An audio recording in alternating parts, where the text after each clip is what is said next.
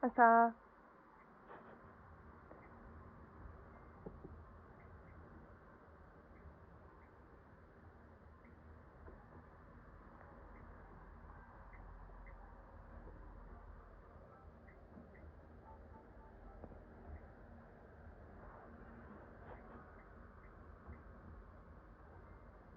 や、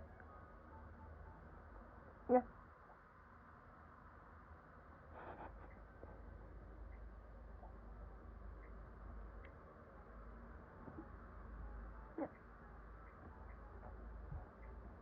ほい、どうぞ。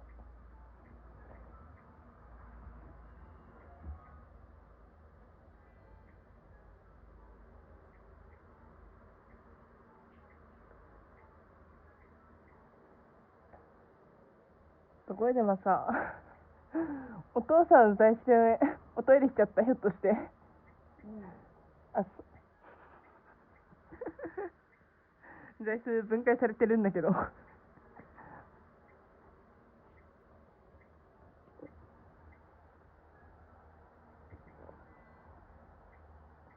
これは危ないな。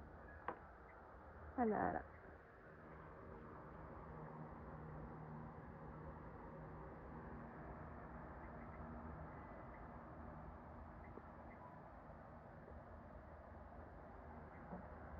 いや。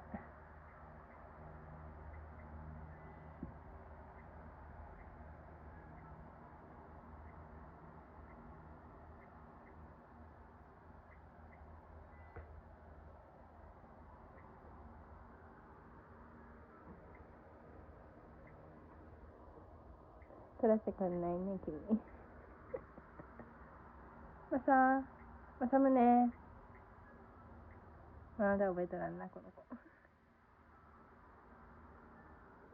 だって、